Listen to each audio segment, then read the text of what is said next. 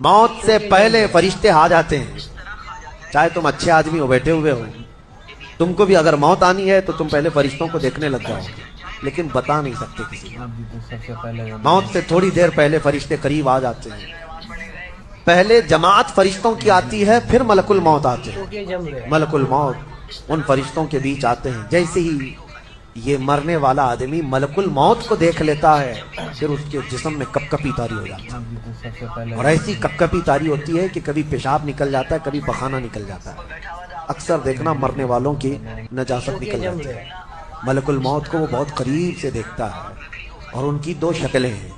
ایک بہت بھیانک شکل ہے, اس کو دیکھنا ہی عذاب ہے, اور ایک بہت خوبصورت شکل ہے, ان کو دیکھنا ہی رحمت ہے.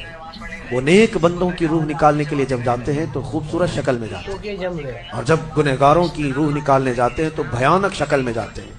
اور ان کو دیکھتے ہی مرنے والے کا جسم پیلا پڑ جاتا ہے, پیشانی اکھڑ جاتی ہے, آنکھیں پھٹی رہ جاتی, اور پھر خرخرا آنے لگ جاتا ہے, یعنی خرخر کی آواز تیز ہو جاتی ہے.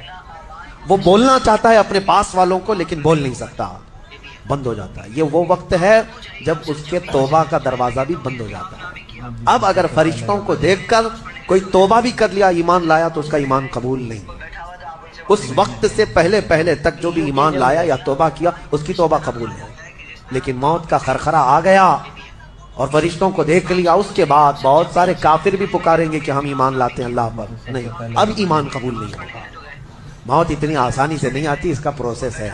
فرشتے آتے ہیں, ملک الموت آتے ہیں, پھر اس کے بعد اس کو گھور کر دیکھتے ہیں, پھر اس کو چت لٹا دیا جاتا ہے, یا جس حالت میں بھی ہے وہ گر جاتا ہے.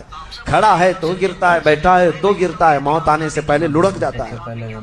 یہ ضروری بھی نہیں ہے کہ آج میں اپنے آپ کو سنبھال کر بیٹھا ہوں. اگر میری موت آنی ہے, اسی کرسی سے گر جاؤں, اسی جگہ سے ہم گر جائیں. اور اس کے بعد ملک الموت روح کھینچنا شروع کرتے ہیں, پیروں کے ناخنوں سے لے کر ہاتھوں کے ناخنوں سے لے کر اس کے جسم کے ہر حصے سے لے کر ناک تک کھینچتے ہوئے لاتے ہیں. اور اس کے بعد جب پوری روح نکل جاتی ہے, وہ لے کر کے چلتے رہتے ہیں, اور مردہ ان کو جاتے ہوئے دیکھتا رہتا ہے. آنکھیں سب سے لاسٹ میں کھلی رہتی.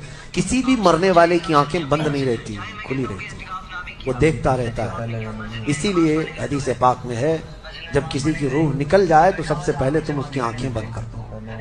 ہمیں بند کرنا ہوتا ہے, اور اس کے بعد منہ بھی کھلا رہ جاتا ہے, منہ اوپن رہ جاتا ہے. فرمایا گیا منہ کو دبا کر بند کر دو. یہ سب نشانیاں ہیں میرے عزیزوں موت کی سختیوں کی.